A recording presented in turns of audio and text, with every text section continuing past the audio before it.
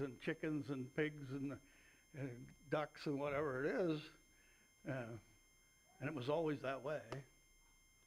And part of that was, remember that sacrifices to God were done with killing something. And so there's a time to kill. If these Jewish people had livestock and they were going to sacrifice it, they thought about it a lot. But of course, if it was injured and healed up, it wasn't really eligible for a sacrifice, but you still had the benefit of the animal. What are your thoughts here? So there's a time to kill and a time to heal. And so I want to try to figure out how this would work for humans, but Yeah. it's like I could say a time to let the person die versus a time to heal. Yeah. But it says kill. It says kill. So And when we have to think about this, because remember in the law of Moses, it says one thing there, thou shalt not kill. But he says there's a time to kill. So we have to figure that out. But Alyssa. Our Bible cross-references Matthew 15:4 for that. Okay, what's it say in Matthew 15:4? Because our commanded, saying, honor your father and your mother, and he who curses father or mother, let him be put to death. Yeah. Okay. That could be a good reference there, because that was in the law of Moses too. Yeah. But when they Is that what he's saying, though? There are times, under the law of Moses, there are times to kill. I mean, well, if you committed adultery, you were stoned to death. times when it is the appropriate thing, yes, yes. But I really think that this is more a reference, because he talked about plants and now he's talking about livestock or animals, I think. But again, none of the commentaries that I looked at, and one website has a dozen commenters. They don't see, nothing says of that. So, but that seems obvious to me, but that's maybe not. But Solomon meant what he meant there. I'm sure that there's a time for everything, and some things are opposite, and you don't do things when it's not the time. Okay. Let's say the rest of that verse 3, a time to break down and a time to build up. You know, if you're gonna do some construction on your house, one of the first things you have to do is some demolition, right? And so there's a time for all that stuff. And he points that out. And they're the opposite, but there's a time for both. It says there's a time to weep in verse 4 and a time to laugh, a time to mourn and a time to dance. I have Romans 12:15 as a reference for the beginning of that verse. Let's see what that says. Romans 12:15 says, rejoice with those who rejoice and weep with those who weep. Then it says a time to mourn and a time to dance. And this, my research tells me that this time to mourn, back in that time, mourning was kind of a noisy affair. You had people who wailed and lamented and made a lot of noise if it was time to mourn. If you had a funeral for somebody, sometimes they would hire mourners and they would set the mood. And so there was a time for that. And then a time to dance. You'll see some references even in the scriptures of that taking place at weddings and things like that. Matthew 11, verse 16, let's look at that. This is Jesus talking about, well, he's talking about John the Baptist for one thing, but Matthew 11, what did I say, verse 15, 16. Somebody have it there?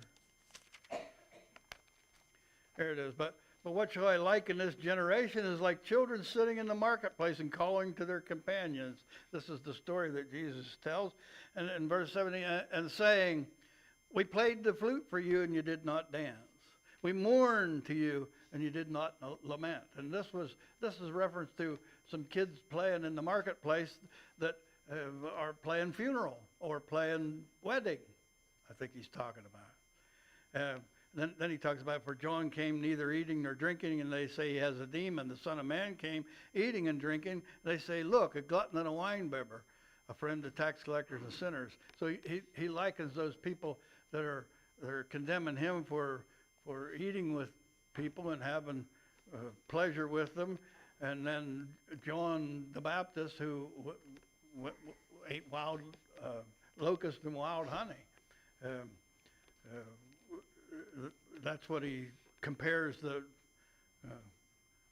people who are, fussing about him. Any thoughts here on this one? Yeah. All right. Verse, which one? Can you flip the two, like say the first two, one was a time to mourn, a time to dance, and a time to weep, and a time to laugh? Can that be? I'm sure it can, because it's talking about two separate things there, yeah. Well, the weep and laugh is the opposite of each other, and so is dancing and mourning. You don't do both unless it's the time to do that. Yeah. But he's talking about the season for everything.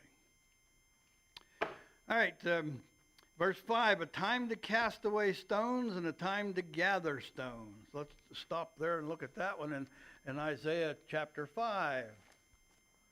Isaiah chapter 5. When's it a time to cast stones away? Again, there's a lot of agricultural references in the Bible, and of course, Solomon was good at them. Isaiah chapter 5 and verse 2. Whoop, I got the wrong book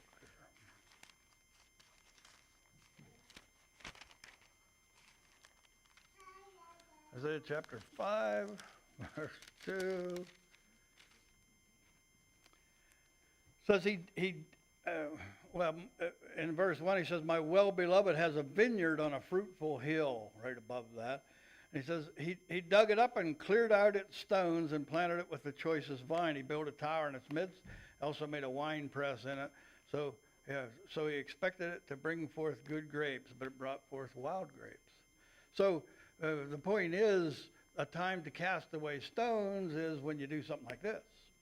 If you're going to plant something and the field has stones in it, you go get them. And I kind of know all about that too. It's just something that has to be done. You don't make anything doing that, but you got to make that the best acre you can if you're going to plant something. And that's what the reference here is when he planted a vineyard. So there is a time to cast away stones. Those stones in that man's vineyard there would have been loaded on something and hauled to the edge of the vineyard or the field and dumped out or pitched out. Then he says there's a time to gather stones together. And of course, if you're building something, you might need some stones. Or if you're making a road, or if you're, when the WPA and the Civilian Conservation Corps and some of those agencies back in the Depression days built these roads and these bridges and stuff around here, until that time, the farms around here had gathered stones and put them at the edge of their field, and they used them to make fences, or they incorporated that into their fence. Maybe they were fencing their livestock out of that field so that they could grow something, or they had a fence to put livestock in. But anyhow, those stones from the field, and we see that in yet today, but we see it all over the world. If there are stones in the field, you make a fence. So when they built these roads, the government went around to the local farms right around here and bought those stone fences, and they hauled them out. And when they talked about breaking stones on the road, a lot of them were those stone fences that farmers had, and we used that stuff all up. There's still some around, but there were lots of them years ago, stone fences. So it was time to pitch those out of the field one time, but then it came a time when we picked them back up and we used them. And they're still under our highways out here today. So, Corey. I'm trying to figure out, we're only halfway through this, but I'm trying to figure this out. Is, like this one here with the stones, is he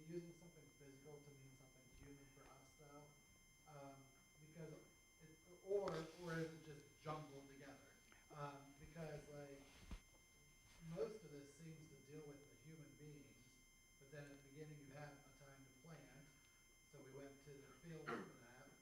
And now here we're back to something physical as well. So I guess my question with verse 5 is, I understand the physical side of it, what can we take, should we be figuring out something to take away from it from the human side, as in, there's a time to dust off our sandals and move on? Well, there is, and you can apply this in any way like that you can, but remember, he is just talking about the physical things. Again, for chapters and chapters, he talks about physical things, and he points out that's not it. But he gives this big dissertation about these opposite things, just to show that you're not gaining what you think you do from all that stuff. I think that's what the point is. Yes, we like to apply all this. I mean, you can apply it, and it is wisdom that can be applied in many ways. But he's actually, I think, literally standing there telling them physical things, don't do it. And he tells them, and it's such a long dissertation that it makes the point even stronger, I think. Physical things. And this is what we tend to rely on because that's what we know. But that's not doing it. You only get a little bit out of physical things. Jim? That reminds me of my daughter because her husband asked her at one time, what did your dad raise in his garden? And she said stone. Yeah, well, Because she remembered the yeah. Yeah, I read that one time in a farm magazine that if you have stones in your field, they come up. And if you take them and put them in your driveway, they get down. The guy says, I know they're going back to the field. So, all right, so there's a time to cast stones and a time to gather them back up, and I think we covered that. A time to embrace and a time to refrain from embracing, and I don't know how to explain that one any better than it says it right there. A time to do that and a time not to do it. Any more thoughts on that one? So time, I guess, is it just open-ended, a time to embrace what? And a time to refrain from? It just says embrace and a time to refrain from embracing. And whatever you can think of that applies there, that's what he means, I think. I really do. Any more? What do you think? I'm just trying to think. Okay. Yeah, that's what it is. This list of opposites, just a lot of mental bubble gum here, I think. When we talk of embracing, are we talking like when we? Well, doesn't that sound like a hug Yeah, or so taking something in? when somebody, so at a funeral or something, we embrace. Yeah, And yeah. try to support. And if you go up to that lady the next time you see her and do that, it wasn't the right time. Wouldn't be a good thing to do. No, right, yeah. I mean, I can see it Well, I can- just like that. Okay. Yeah. You might get slapped that time. Yeah, that's it. I mean, I think he's just pointing out the obvious in a lot of this stuff. If we just What- take what the do you obvious. think? I'm just, why, I guess I'm thinking, why, it is obvious, so why do you think he's saying it? Well, because again, he's making this point as much as he can that we're not going to get satisfaction out of physical life, material things. Don't do it. Maybe that's the whole underlying thing. It really is, I think. And not until the last chapter does he really get an explanation at all. So like and even Corey's that is, saying, he's trying to figure out, what this stuff means, which Yeah. is, I know we all want. that's it. So And this is it. he says, I thought of everything, and this is what I can't get. I know everything's opposite. Everything, there's a season for everything. Whatever I accumulate is going to go to my heirs, and I get to rot up in the dust. This is And the that- ideas he brought up because of the wisdom he had. Because of the wisdom, I believe it is, because he knew. All right, we're ready to close her up here. Thank you. We